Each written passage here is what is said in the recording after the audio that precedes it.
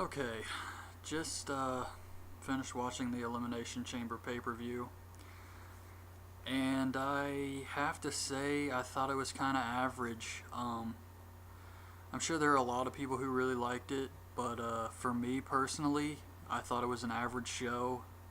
Um, I thought the Raw Chamber match, when Jericho was taken out of it, kind of killed a lot of that for me, the enjoyment of it. Um, Divas match, Jack Swagger versus Justin Gabriel. SmackDown Chamber was okay, and then we had a main event that was just it was alright, I guess, but it was had a lot of goofy stuff happen, and I don't know. I'm not saying it was a horrible show. There was some good wrestling in it, but for the most part, I thought it was just kind of average. It didn't do a lot for me, and that's one thing I wanted to talk about is these pay-per-view prices.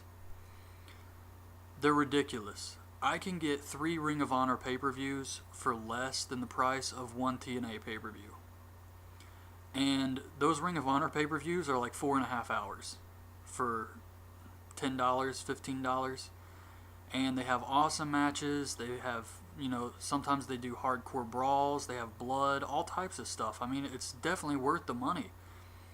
But anytime I come close to buying one of these WWE pay-per-views and they get me a little excited for it, and I think I might want to buy it like this year's Royal Rumble or last year's WrestleMania, I come really close to buying it, and then I watch the show, and I'm glad I didn't.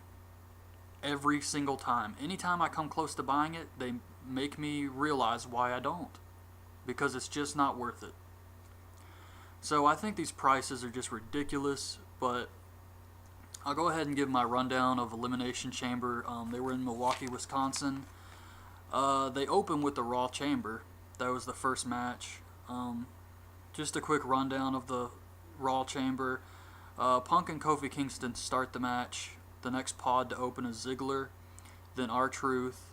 Punk eliminates Truth with the elbow drop. Kingston jumps onto the cage and then hits a tornado DDT onto Ziggler. So I guess he's kind of like the new John Morrison, where he does the crazy spots, especially after this year's Rumble where he did the handstand spot.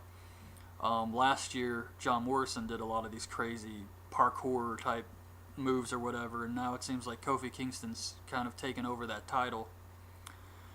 But The Miz comes out next, and then Jericho's the last pod to open since he won the Raw match to get the last spot. Ziggler gets eliminated after a code breaker by Jericho. Jericho and Punk start fighting. Jericho locks himself in the pod to try and get away from Punk, but Punk reaches in and Jericho kind of smashes his arm into the pod. Then Kofi hits a crossbody off the pod onto Punk and Miz. Jericho makes Kofi tap out with the walls of Jericho. And then he just goes crazy and keeps punishing Kofi Kingston. Kofi already tapped out, but he just keeps kicking him and attacking him, throwing him on the steel. He eventually throws him out of the chamber. And when Jericho turns around, Punk hits him with a kick. And Jericho goes flying, he hits a cameraman, and he's out, like he's knocked out completely. And all the officials come down, they're acting like this is a serious thing. It's Punk is actually watching all this, and he's asking the ref if it's the X symbol that they do when a wrestler's really hurt.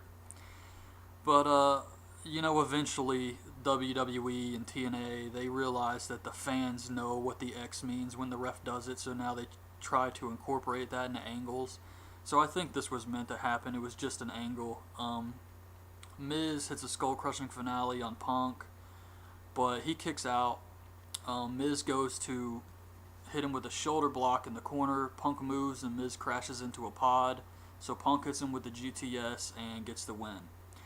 I thought Jericho would be faking this injury and at the last second run in and steal the win from Punk, but it never happened.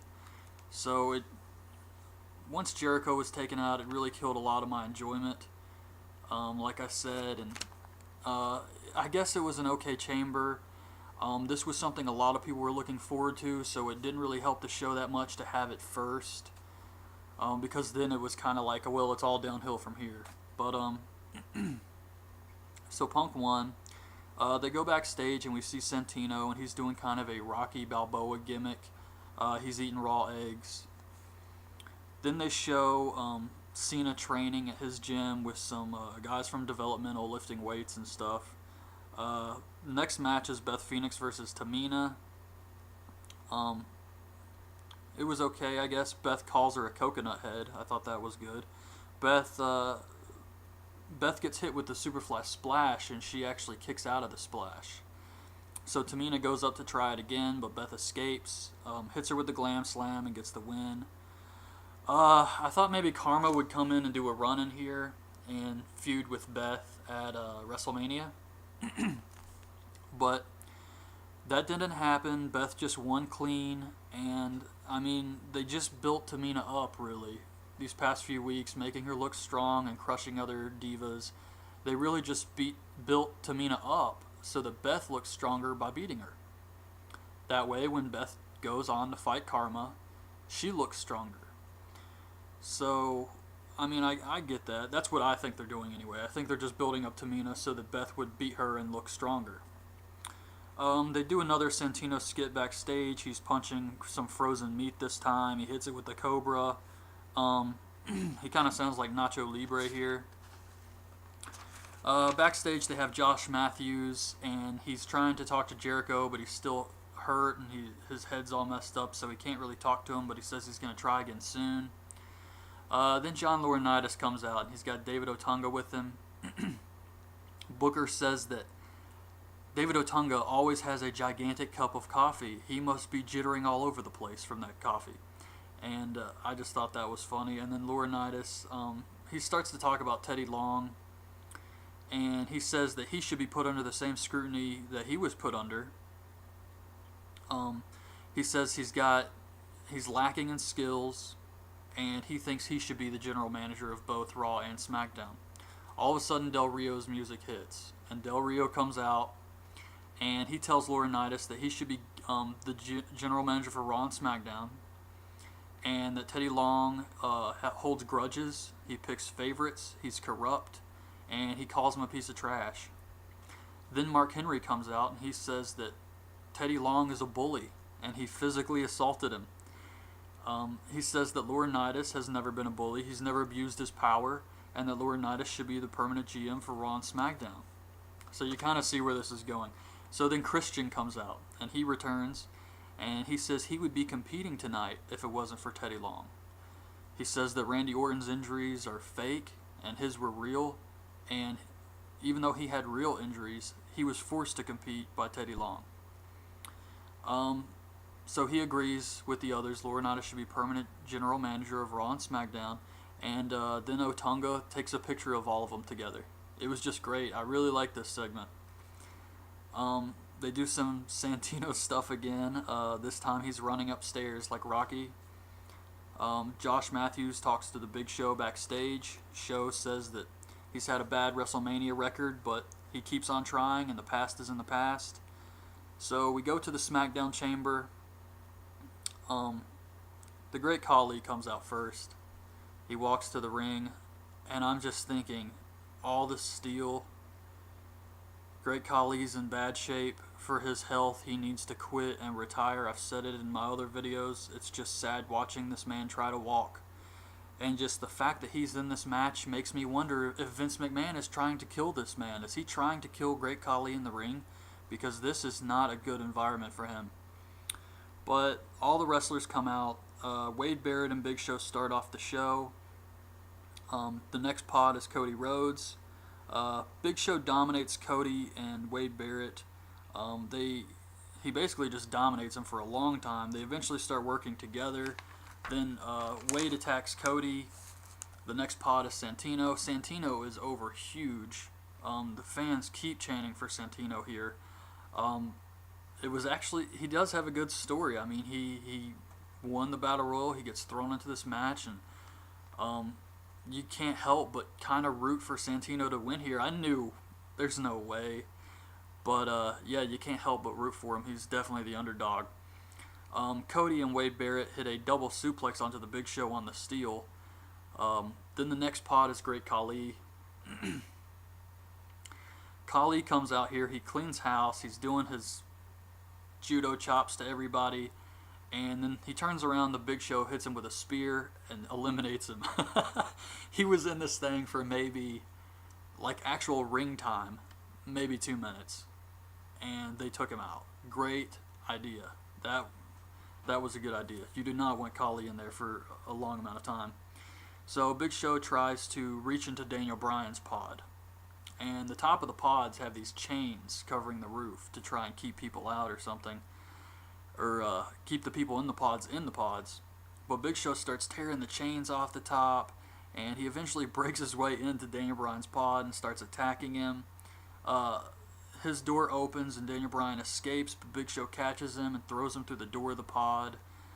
Cody eliminates the Big Show after hitting 2 of those kicks off the rope. He hits him with one, and then he hits one off the cage, hits him with a DDT, and then Wade Barrett hits him with an elbow drop, and Cody eliminates Big Show with a pin. Santino eliminates Cody by getting a roll-up after all this. Cody gets mad. He's eliminated, so he hits a crossroads on Santino. And then after he leaves, Wade Barrett covers Santino, but Santino kicks out. So the fans were going nuts for this. Then Wade Barrett starts to kind of attack Daniel Bryan. They did this 1-6 spot where he puts Daniel Bryan's head in between the pod doors and he just slams his head in the door. It looked brutal. Then Wade Barrett goes for an elbow drop onto Santino. He misses. Daniel Bryan comes in, hits Wade Barrett with a headbutt off the top rope. His head's hurt, so he can't make the pin, but Santino does and eliminates Wade Barrett. Then it's down to Daniel Bryan and Santino. Santino hits the Cobra, but Bryan kicks out of it, and he gets the label lock on. Santino tries to fight his way out, but he can't. He eventually taps out, and Daniel Bryan wins. He's celebrating in the ring, doing his yes thing, and Sheamus comes out. He attacks him, or Daniel Bryan attacks Sheamus, and then Sheamus gets him with the Celtic Cross and just leaves. So I think it's obvious. I mean, it already was obvious that Sheamus is going to challenge Daniel Bryan. They're both SmackDown guys, and, you know, they always go for that belt pretty much. So then we have Hornswoggle backstage eating cheese. He says, he's talking to someone we can't see, and he says, "Cut the cheese." And then it's Natalya. She farts and runs away. Justin Gabriel comes up and he's kind of goofing off with Hornswoggle. Jack Swagger and Vicky Guerrero walk by. Swagger starts to pick on Hornswoggle, so Justin Gabriel gets in his face. Teddy Long shows up and says, "You guys want to fight? I'll give you a match tonight." Swagger says he agrees with the others and that John Laurinaitis should be the GM of both shows. There should be a permanent general manager on both, and Teddy Long says, "I agree. One man should run both shows, and that man should be me." It would be horrible if Teddy Long was on both shows. He's okay on SmackDown, I guess, but I think the general manager of Raw should definitely be a heel. And I think John Laurinaitis has a lot of heat right now, and he's doing a great job. They show a promo for The Rock. Then we have Jack Swagger versus Justin Gabriel for the U.S. title. Swagger comes out with Vicky. Gabriel comes out with Hornswoggle. It was an okay match. Filler, kill some time. Jack Swagger wins with the ankle lock. They announced that The Undertaker will be live on Raw tomorrow. That should be interesting. I guess we'll see his new hairstyle. And then we have Cena versus Kane in an ambulance match. Oh man. Cena, some of the spots they use, Cena hits him with a stretcher board. One really goofy part was Kane suffocates Cena with the claw thing. And then he gets a wheelchair from under the ring. He puts Cena in the wheelchair and he starts to wheel him up to the ambulance. Cena wakes up and he recovers, and Kane tries to suffocate him again, but Cena escapes. And then Cena puts Kane in the wheelchair and throws him into some stage equipment or something. It was just really goofy, I thought. Then Cena hits Kane with the microphone, and then he takes the mic and he says, Booker, does that get me in the Fave 5 now? And Cena gets, he takes the steel steps and he stacks them in front of the Spanish announce table. And he puts Kane on his shoulders and he attempts to give him the attitude adjustment. But Kane gets away and chokeslams Cena through the table. So Kane goes and gets this stretcher and he takes it down to the ring, puts Cena on it, carries him to the ambulance, throws him in the back of the ambulance. He goes to close the doors, but Cena stops the door before he can close it all the way and starts fighting him. They climb on top of the ambulance. Cena gives Kane an attitude adjustment off the ambulance, and he falls into this kind of blocked off area that we can't see. And then he just picks him up, throws him in the ambulance, and that's it. That's the end of the show. Pay-per-view just ended like that. So, like I said, it was okay, I guess, but to me it just felt really average. Nothing really stood out for me.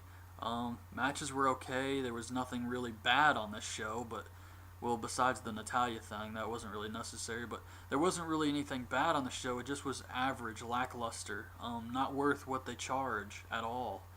So that's my review recap of Elimination Chamber. I hope you guys like this review. I'll be back tomorrow night doing a review for Monday Night Raw. So check out the channel, subscribe to my channel, leave some comments, like the videos, and thanks for listening.